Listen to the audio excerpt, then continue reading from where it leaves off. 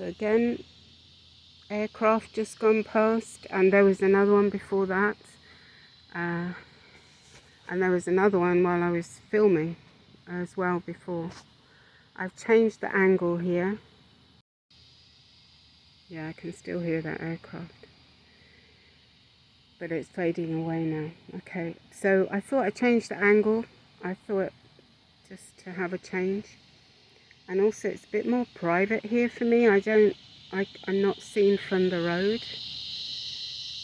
here.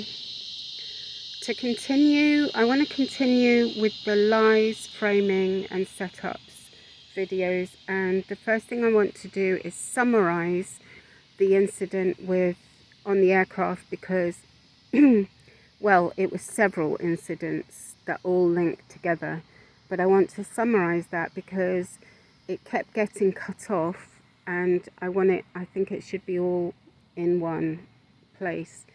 So the first thing that happened was that this setup in the front galley. So if you listen to the videos before, I was called to the front galley by one of the crew. He was a male, tall, white, English, little bit, very slightly overweight, and he gave me a tray with 2 cups of tea and I think a Kit Kat for the pilots, and I wasn't understanding really why he was giving it to me to give to the pilots, you know, why he wasn't doing it. And I know I was under mind control, you know, because some of the details don't, you know, when I can't remember clearly, it means there was mind control. That's what I've learned, because I have discovered that I've actually got a very good memory. In fact, sometimes it's almost photographic, all right? So when I don't remember something, or when the details start to, you know, wobble, then I know that's mind control. That's what I've discovered. And so as he was handing me the tray, I noticed that he looked past me to the side, and I followed his gaze, and I saw another crew member who I believe was the CSD, the cabin manager, and he was very quickly disappearing. He was very quickly kind of getting out of my sight, but I saw him. Now the strange thing was, I've just realized he had his shirt unbuttoned, and that was I thought, gosh, that's strange, and I've just realized why. He must have just come off his break. That must have been it, because on long flights we have bunks and we can lie down, and maybe he was, you know, freshening up or something after that could have been it, you know, that could have been it, because I couldn't understand why he had his buttons undone of his shirt, and also he didn't have his jacket on, which is the CSD jacket. You see, as I tell it, I'm remembering more details. So I believe that's the first incident. Yes, I believe so, but I may be wrong about that. This is how I think it went. Then after that, the crew that I, of course, had no clue about, because I was under mind control and I actually don't know what happened that day. I don't know if somebody did get poisoned. I don't know anything about it. I sure hope not, but I don't know, honestly. And then I think it was after that the crew were all asking me questions about this. Like, have you heard the story of the flight attendant who put eye drops in the passenger's food because he was rude to her or something like that? Okay. And everyone's heard that story, and I thought it was just a myth. Anyway, there was on one of my flights, which I believe was Boston back-to-back, so it would have been 4 flights.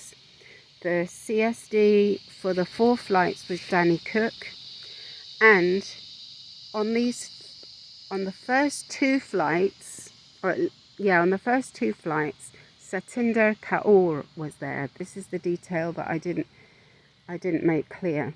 Satinder Kaur, who was my friend, I thought.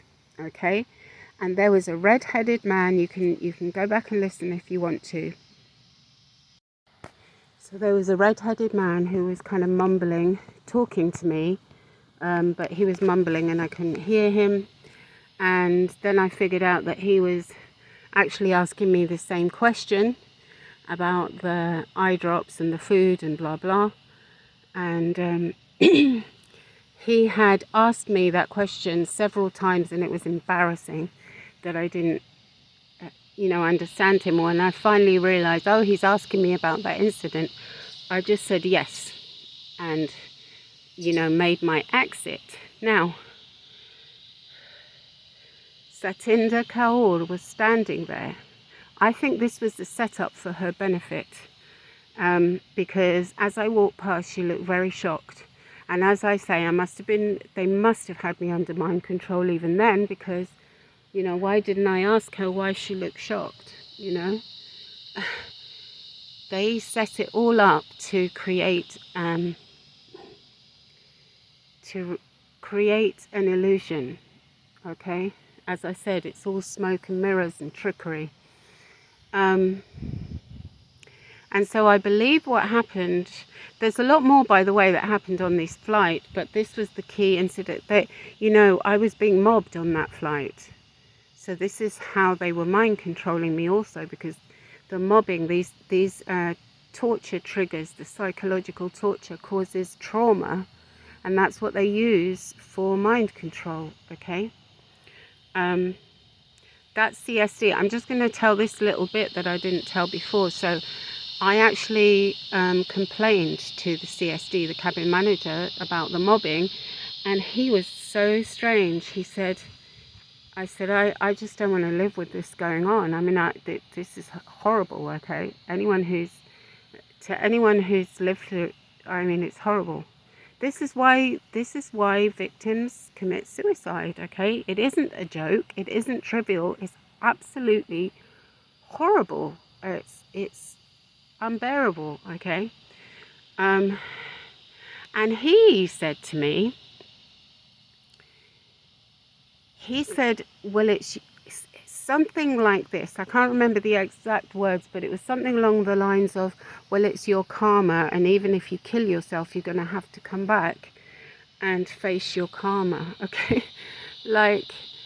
And that was such a very strange thing to say, and it was clear. If I hadn't been under mind control, I would have said, well, what are you getting at exactly? What do you think what do you think I've done that's so terrible? But I didn't, because I was under this, none of this makes sense except for the mind control, because I wasn't reacting normally, but, I should have been asking questions. I should have been angry, They had me they had me too passive. That's part of it. And normally, the way I normally am, and you'd never guess it from these videos, but normal me, I'm actually quite, not hysterical, but, I am very expressive, let's just say, okay? I don't just keep quiet when I express my anger and my fear, and I express myself. So that was a very strange thing. But then, you see, that's when I believe that they hypnotized me, and I believe that it was the man with the red hair that did it. And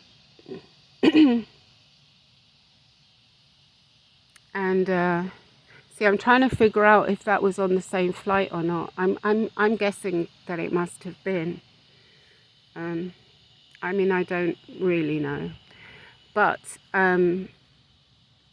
they basically hypnotized me to make it look like I was putting something from a vial into 2 cups of tea. They were basically framing me for poisoning someone, and that someone must have been one of the pilots or both of the pilots. I don't know.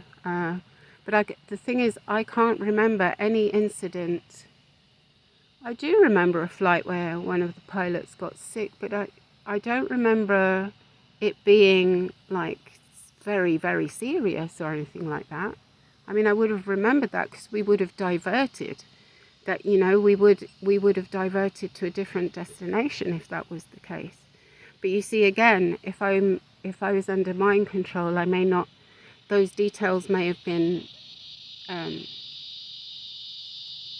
don't know, wiped or something. I don't know. And I want to say this: not necessarily mind control, but hypnosis, because I think it's with hypnosis that they actually can wipe a memory, whereas with mind control they might be able to maybe hide it for a while. But at least that's my experience, because the way I remembered this was that I started getting flashbacks, and I had no clue that any of this had happened, all right? So first incident, I believe, was on a different flight, on a previous flight to this.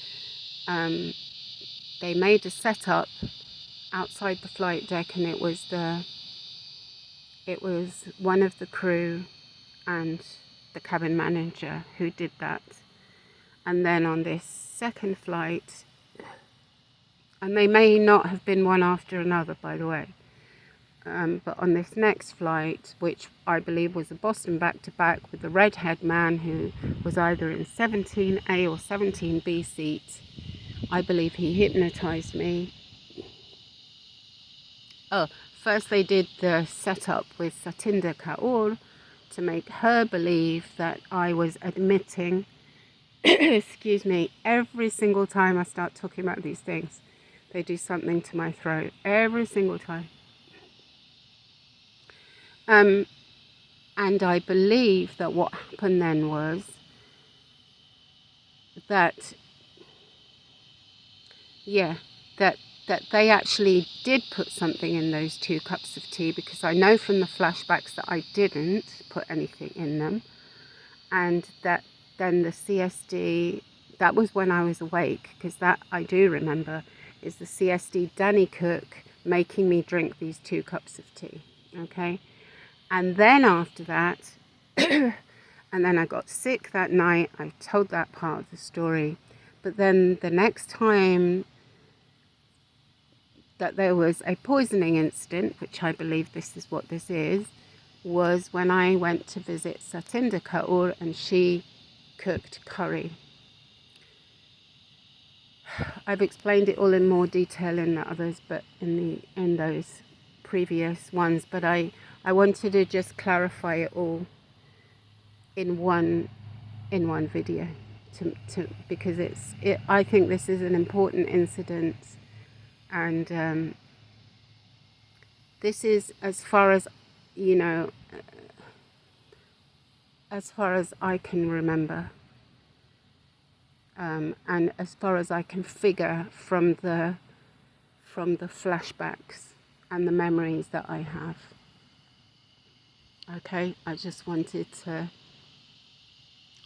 felt that I needed to summarize that.